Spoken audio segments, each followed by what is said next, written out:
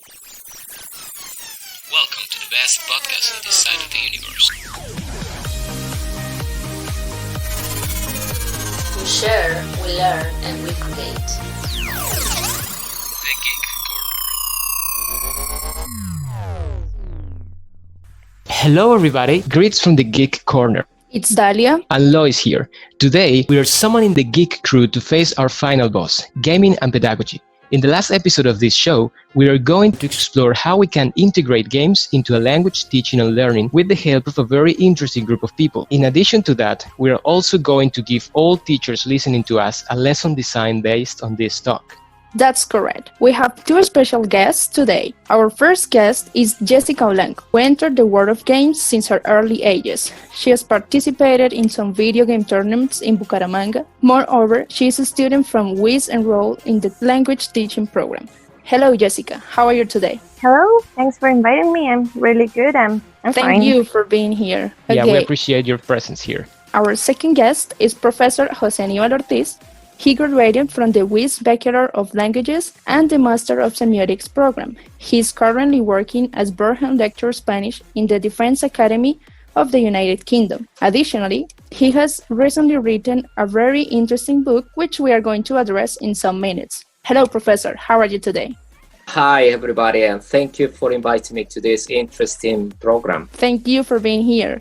Okay, well, fasten your belts and get your combos ready to escort to the highest and the Geek Corner. This station is now the ultimate power in the universe, the Geek Corner. Okay, let's start with Jessica. Jessica, how long have you been a gamer? Tell us. Well, I've been in contact with games since a very early age, like 3 or 4 years. I don't remember clearly. I was in contact with video games thanks to my dad because he used to play video games in some of his consoles. He still has an Atari 2600. He also has a Super Nintendo and an NES. So we used to play together, and then I started liking games. That's very good. Okay, and how has been your experience in this field? How would you describe it? It's pretty normal. It's like something that many people do, and I really enjoy it. I have also met people who also like plays. I also like to play with them. Well, maybe back in some, let's say, 10 or 15 years ago, well, I know it was more difficult to find people to play with. And it was more, it was a little bit difficult to access to those environments or to those communities, but the gaming community has been growing, so the experience is more worth, I would say. You can find more people to play with, and affordable, because video games have become more affordable for the community, for people in general. Great, yeah, Jessica. that's very true. Okay, Jessica, I have a question because some people say that games and video games are a matter of boys. Have you been treated differently because of the fact of being a woman? I believe that's a myth, honestly. I have never been, well, maybe a couple of comments, maybe from your family. My family is a little bit conservative, yeah? But they are also very conservative families. And they stick to this thought that pink for women, blue for boys, football for boys, dolls for girls. And the same with video games. Video games are for boys, and knitting is for girls. The same with video games. But I have never received any kind of comments. Maybe a little small comment. Oh, do you like video games? Oh, that's something. Okay, that's great. So those comments are mostly from your family rather than from the community, right? That's interesting. Yes, but this was a long time ago. Things have changed, maybe. Yeah, not in all places. Some families are still very strict with this kind of thing. Yes. But that's a myth, honestly.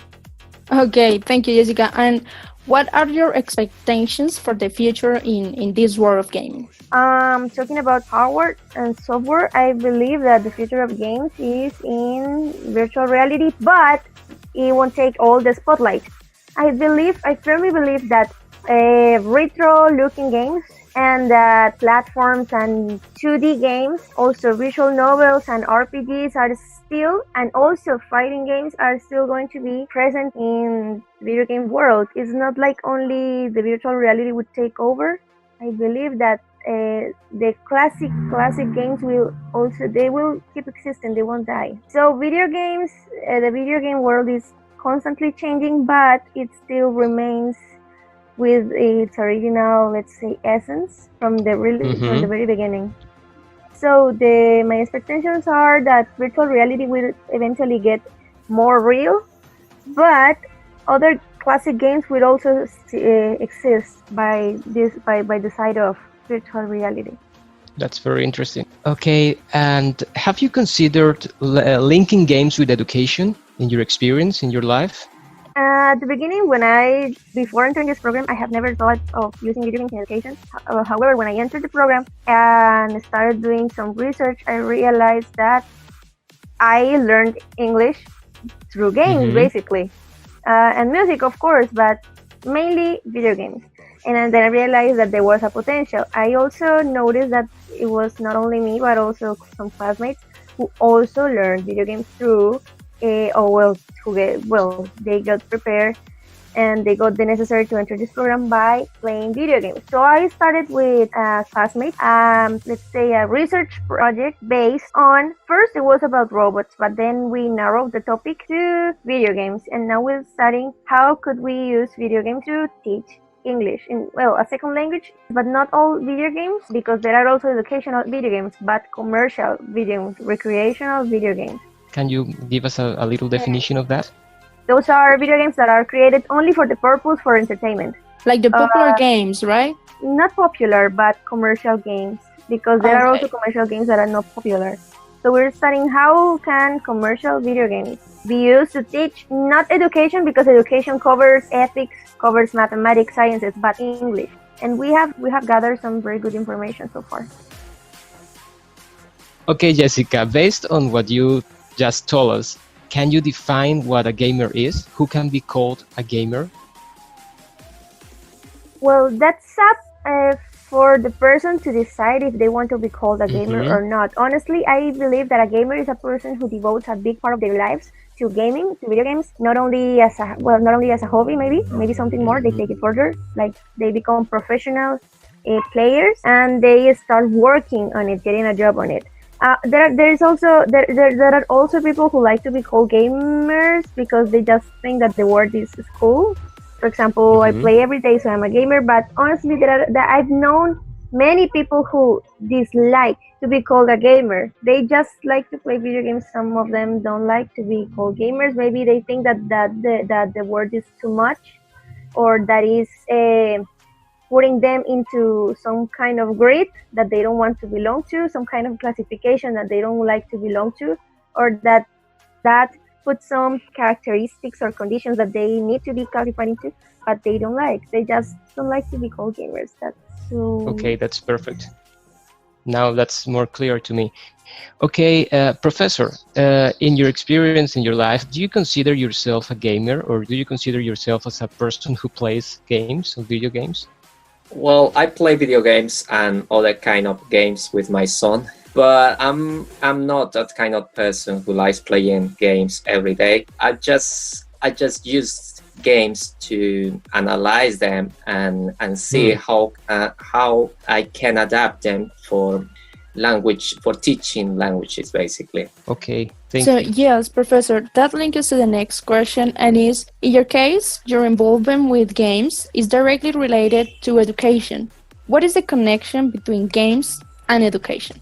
Well, I started adapting games for teaching and learning languages with matrix games, basically. So one day I attended one guy giving a workshop about using these games, and I thought, how can I adapt these games for educational purposes? Which means, in my case, how can I could adapt these games for teaching languages, in particular Spanish.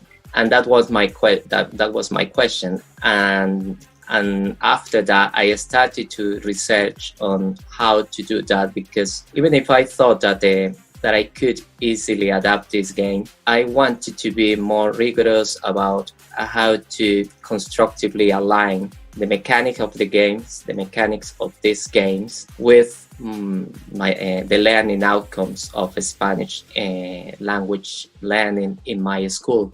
Okay, so this is something very interesting. We know you recently wrote that book, and the name is Educational Matrix Games for Teaching and Learning Languages. In that book, you successfully combine the potential of matrix games, as you described it, with language learning. Yeah, is that right?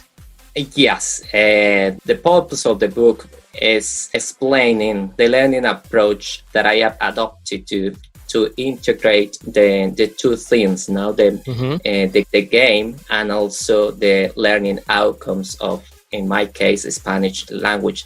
But in general, the learning outcomes for any language learning. And after that, I wanted especially the teachers to have a pedagogical proposal for using matrix game in the classroom. And I have included in this book about 10 games related to 10 different topics that normally in a language curriculum we as teachers we are using. And finally, the book focuses on showing some positive impacts of the game for learning, in my case, Spanish.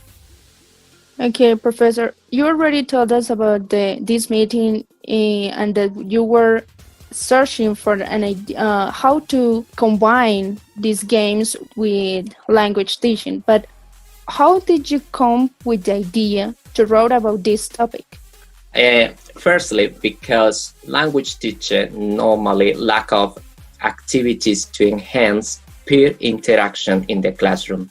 And when I attended this workshop, I noticed that these games, matrix games, allowed people to interact throughout the entire game. That was the first thing.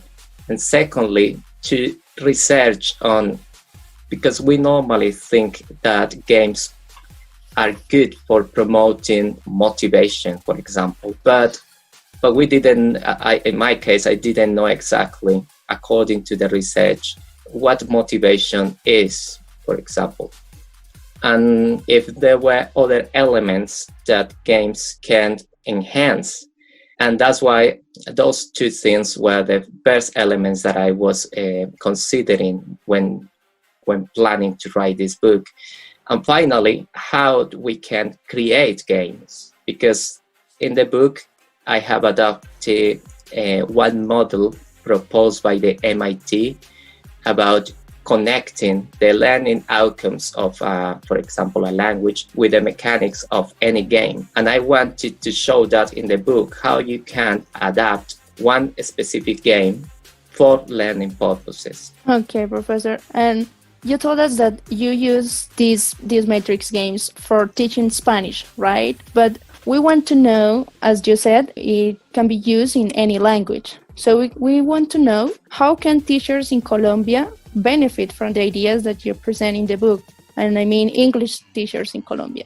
Well, these games are very easy to create and to set up in the classroom, and they are cheap to do it as well. So any language teacher can adapt these games, because matrix games are not properly games, specific games. They are like a method to create games. That's why this methodology is very helpful, because it's not only one game that you can play once, and it's a method that you can use, like a structure that you can use to create different games for different people at different language levels or from different backgrounds. And with each language curriculum or language syllabus is different, no? In depends on the institution. And so this methodology can easily adapt to any language syllabus. So if you want me to explain briefly about the mechanics of the game, I can do it. Yes. Yeah, please. it's all right. It's all right for you? Okay. Yeah. Because Because basically these games, the methodology has three important elements. One is that you create a problem that players need to solve throughout the game. And this problem, when I adapt to the language syllabus that we have in my school, for example, one of the topics is global warming. So I can create a problem related to global warming. And based on that problem, for example, an earthquake is having an impact in this region. That could be the problem that I can easily create. And then based on that problem, I can create the characters and the context or a scenario to play the game. In this case, the earthquake could be one of the characters, and the other characters could include, for example, the authorities, and the civilians. And the context could be any region of the world. For the purpose of the game, I use a map, and therefore I could invent the map, create a map, design this map according to the language. For example, the vocabulary that I would like my students to practice during the game, or I could use real maps.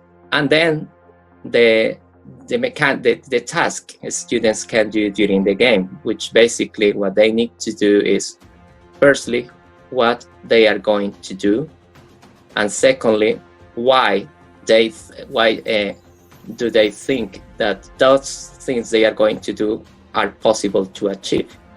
And that's it. And they play in turns, and the other students can agree or disagree with that. And that's the mechanics of the game. So as maybe you can hear, is easy to play and it's cheap to do it. I have included counters to play the game based on the topic and based on the connection between the game, the topic, and the vocabulary that I want my students to practice according to the level. For example, transport, the weather, weapons, food, and other kind of vocabulary. So, Professor, the important thing to adapt this game, or yes, that a teacher has to take into account, is that he has to have a clear purpose of what they want to achieve with his class, right? Totally agree. It's important to constructively align the learning outcomes of your topic, of your course, with the mechanics of the game. Otherwise, it's how you can assess if the game is good for learning purposes, because that's important. That's one important thing when you are using games for educational purposes, which is how you can, as a teacher, how you can assess at the end of the game or throughout the game that dominoes, for example, is good for teaching mathematics.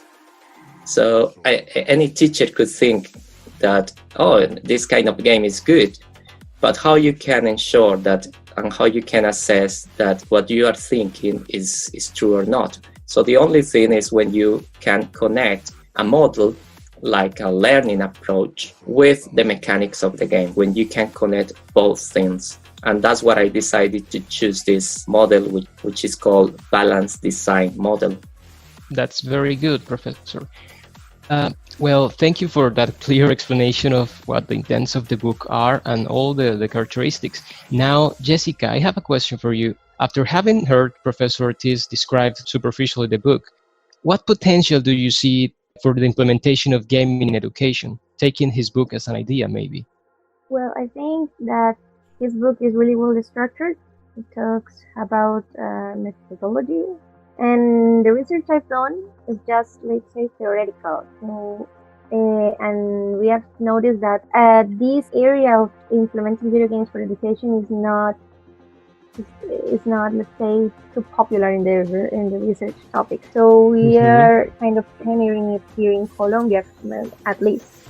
So I think this book would be really, really, really important and useful for building a methodology based on teaching using games. So I would say it is essential and a must to, if someone wants to start building a curriculum or let's say a methodology, to start implementing games as an official part of an academic program.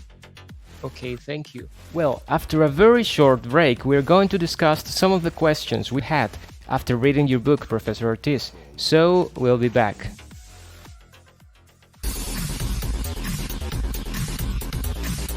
Want to see what's new? Stay tuned. Stay Geek in the Geek Corner.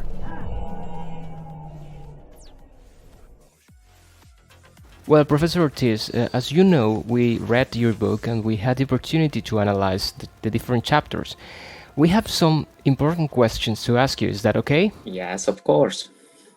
Well, the first question would be, if a teacher wants to implement your Matrix game design in class, how can it be adapted in the public education sector in Colombia? What considerations would you suggest to the professor or a teacher listening to us today? Well, firstly, as I was saying before, the teacher needs to, before creating any Matrix games, the teacher needs to adapt the learning outcomes of the specific curriculum to the mechanics of this game. That's the first thing. In my case, because the language curriculum is a topic-based curriculum, it's easy for me to do it because one of the topics is global warming, as I was saying before, and then I can adapt this topic, the language, the linguistic structures that I want my students to enhance throughout the game, and the sociolinguistic competence, the pragmatic competence, and the communication strategies for interaction, such as, for example, asking for clarification, requesting clarification, and confirmation. And that is to say, the negotiation skills. So that must be considered. That must be taken into account before planning any game. And after that, designing the game, which is the most interesting activity. Yeah, that's very interesting, Professor. So I think after your explanation, after your answer, the second question I had for you changed a bit, because I intended to ask you how we can adapt the real-life situations to young learners in terms of content sensitivity. But as you mentioned, we part from the learning goals and the learning outcomes in order to create or to construct these kind of games. So I think that's already covered, but I have an additional question. While reading your book, something really caught my attention. It is the use of a player who represents the spirit of drama. I think that's how you called it in the book. Why did you decide to use it, or what is that for you? Well, it's not my idea, no. It happens in many games, war games, and especially in board games. There must be one person that is, in other terms, a facilitator. That's just like an interesting name for calling this facilitator because when you are talking about games or you adapting games for education, you try to be part of the game as well, no? And using the language, because otherwise, if you don't feel the game, if you don't think games are important, you cannot deliver this kind of activity properly. So the spirit of drama is that person that, in our cases in education, must be teachers or well, and a student could be as well. But the teacher, basically, because he's the person who can engage all students during the game.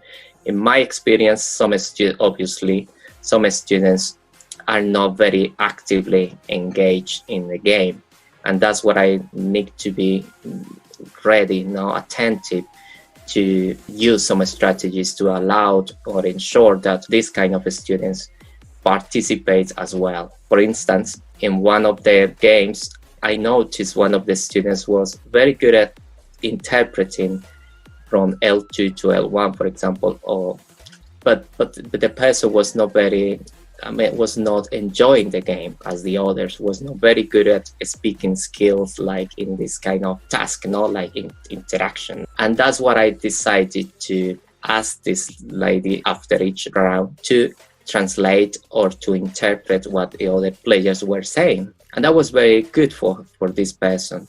Yes, Okay, and I very think good. I think that's a very interesting strategy because, well, as a teacher, I can also know that it is difficult to have all the students engage in the activity. So the way you cover it's very, very interesting. Exactly. So, in other words, the spirit of drama is that kind of person, no? That can be part of that can play the role of a facilitator, and to keep everyone engaged and to keep everyone actively engaged in the game. Okay, thank you. Okay, and before we move on, I want to ask Jessica, with this new explanation or deeper explanation of the book, what do you think about this book? Well, I think I will have to have a closer look to it to analyze it better. So I think that it's really interesting and might be useful for our research, but I still can't say my verdict. I would need to look at it with more detail. Yes, I know you have to read it at least. That's the thing about explaining a game, no? Because I think it's better when you play. You need Yes. Absolutely. to Indeed. understand the rules of a game and the mechanics of a game rather than the theory. Okay, I have a question for you too, Professor Ortiz and Jessica. So, what could stop you from using strategy games in class? What could be the most limiting factor, if you could name one? Let's start with you, Professor Ortiz. What can you say about that? Well, it depends. The main factor could be the students. When you know, especially adults, I'm teaching with adults all the time. So when you are teaching adults, you need to adapt to their needs and to their interest, and also to the way they are learning the language, to their different abilities and learning is what people call learning styles. And if you think as a teacher that in your group they are not those kind of students who enjoy doing this, it's better not to do it. That's for me, and that's what I normally think about it before using this kind of strategy games or problem solving activities in a classroom. Okay, that's Okay. very interesting. Very good. Okay, Is it- and is it- Jessica, what about you? Okay, apart from what the professor said, which was a fact, suiting the interests of your subject, it's a trip.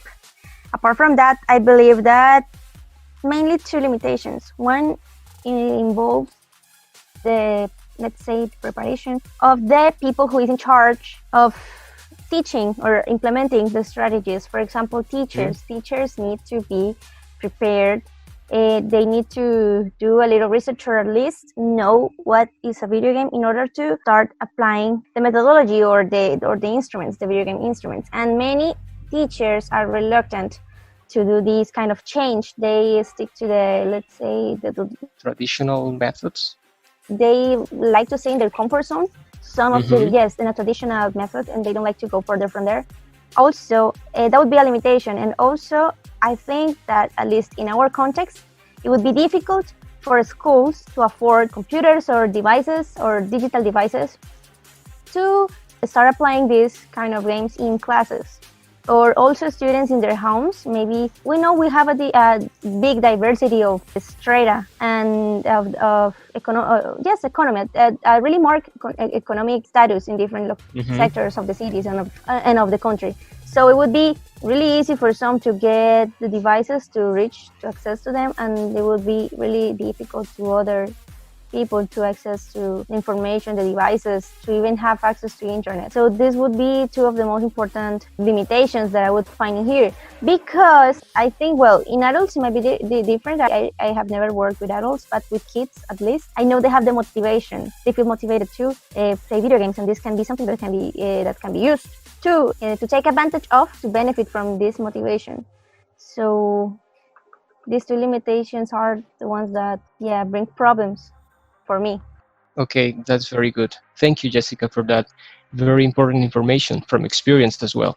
So, Jessica, is there anything you would like to ask Professor Ortiz before we move to the following section? Yes, maybe about his favorite games. That's nice. Well, my favorite games are Matrix games. Unexpected. Okay. Now, no, sorry. No, you can continue, Professor. Yeah, it's okay. It's okay. Well, my favorite game now is Roblox that I'm playing with my son, and it's because the game is not violent, and some of the games are not violent, and the game can be adapted for learning languages as well. So that's what I'm very interested in playing every day to understand more this type of game, you know. That's very cool. Yes, actually, that's very interesting because that's the favorite game of my students as well. So I think this game is very useful. It's very useful for role play, and yes, so I'm trying to understand, because that's the first thing for if you want to adapt a game, no, is to understand very well in deep, no, the game. Yeah, just as Jessica said, that's true. Okay, so what about you, Jessica? What's your favorite game? Let's roll back the question. Okay, so my favorite game of all time would be not only one, I have many, but they all belong to the Legend of Zelda franchise. I'm in love with the story that the game shares. Is one of its strongest points, let's say, the story. If you want to really enjoy a Zelda game, you need to get to understand the story, and that's why maybe, let's say, I felt so engaged at the beginning when I first played this game. It was because of the story. I started playing this game in English, and I wanted to learn the story, to know about the story. So I started translating the words, translating the sentences, until I started to understand a little bit of the story. Later, I started replaying the game 1, 2, or 3 times, maybe. I don't remember how many times. And I got to understand the full story. And then I started playing the other games of the same franchise, and the story got bigger, and thus I fell more in love with the franchise. So yes, The Legend of Zelda would be it. Yeah, now that you mentioned that, I am reflecting about the book from Professor Ortiz, and I realized that one of the outputs, of the game, of the Matrix game design that Professor Ortiz proposed, is also a written story. Students can produce an unlimited amount of versions of a world story.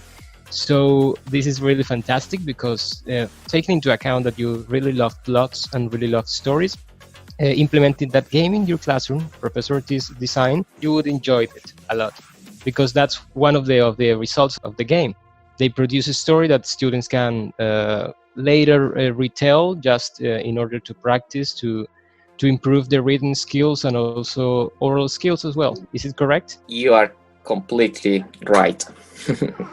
Okay, yes, we are going now to the end of this podcast, and I want you to please, both of you, is there any curious or funny gaming anecdote you want to share with us today? Well, can I start? Yes, of course, sure. yes. Okay, I have 2. Maybe they are not so funny, no, but they are experiences in my life, because I was part of the language tester of Batman Arkham City. So I work with a company, with Warner Brothers, to test the Latin American Spanish in that video game, the famous video game, Batman Arkham City. And I was part of the team, and I remember that a Mexican lady was the head of the group. And there was an Argentinian as well, and myself, and we were discussing about how to check the translation of coger, the word coger in Spanish, not to Yes, because that had been already translated. But when we were playing the game and testing the language, we thought that for me it was not something very, like Argentinian. Accurate? It was accurate, but for me it was not a vulgar word as for Argentinians or Mexicans. Yes, or Mexican, yes. I can So, imagine. so we were having a discussion, and they felt that at the end we all agreed that we had to remove that word and using a different one. And the second thing is about using creating the counters for Matrix games, because apparently when you are creating them, like based on the vocabulary, for example, that I was mentioning before, like vehicles, weapons, weather. So you may think it's easy to just to design some images or copy images and that's it. But then when players are taking the counters, maybe they are interpreting in a different way. So normally I use drones or other things, and I thought that they were going to interpret the icons as I thought, but then I realized they were thinking the other things and that's what I decided to use more icons and try to select carefully, because the language of the meaning of the icons and images is not as easy as we think. Yes. So they are not funny experiences. Maybe if you were expecting something more funny, Don't worry. It's just some experiences, no? Yeah, but now every time I think, why is the word coger missing from that video game from Batman? And now I know the answer. So that's a game. Absolutely. There is. What about you, Jessica? I was thinking about something to say, but honestly, I can't think. Okay. It's perfectly fine. It's okay. So finally, Professor, please tell the Geek audience where they can find your book. Well, the book is, if someone of your audience is interested in the book, you can let them know my email, and I can send the book directly to the inbox. Otherwise, they can see like a summary of the book in an article that I wrote and presented in a conference here in Europe, and it's available to download from Google. I can give you the address as well to the people who may be interested. The article is good because it's the summary of the book. And if they read the article and find it interesting, and therefore they could read the book, the whole book. What is the name of the article for the people to look for it? The name of the article is The Educational Benefits of Matrix Game for Learning Spanish. Okay. I presented this article in a conference about simulation. The name of the conference is ITEC, ITEC, ITEC. So the article is on the website. Okay, Professor. Thank you very much. Well, that's all for today's episode of the Geek Corner, with the third and last delivery of this series. We would like to thank you, our very special guests, Jessica and Professor Ortiz, for joining us in this podcast series. Well, that's it for this podcast, and we really appreciate your help, your time, your disposition for being here with us, because time is a really valuable asset. Thank you again for being so patient with us, for helping us. Thank you, Jessica. Thank you, Professor Ortiz. And it's really nice to be here, and I think that's it. Oh, thank you for the invitation, and I'm sorry to be late. And thank you, Jessica, for all the knowledge you have about these video games. Thank you, an honor. No. I'm very happy that when you invited me, because sometimes you are delivering conferences or workshops, but then you don't know if people say, "Oh, that was good," but we don't know if that's true or not. Maybe they are trying to be polite. But now you know it's true. Yeah. But when something that you are, because we are teachers, no? Jessica, we are teachers, and we want, when we are teaching, we want the audience to use, no? Maybe to put into practice, no? What we are doing. and it's grateful when you know that, oh well, there are some people that maybe they find is this one could have a good impact, no? Because at the end, as teachers, what we need every day is variety, no? Different approaches, different resources, and that's what I'm normally saying to my colleagues is, well, if you don't feel that games are for you, maybe you are not that kind of person, no, that can enjoy doing this kind of activity in your classroom, no. You don't have that energy. Maybe you are more suitable to teach grammar, no.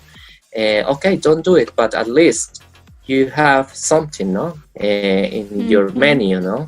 So thank you very much for your idea. Thank you for accepting. Thank you all. Want to see what's new? Stay tuned. Stay Geek in the Geek Corner. This is all for today's episode of the Geek Corner. With the third and last delivery of this series of podcasts, we would like to thank our very special guests, Jessica Blanco and Professor Ortiz, for joining here and sharing with us. Well guys, thank you for being here. Be sure to check on the materials of the series. Remember, stay always in tune because we'll be back.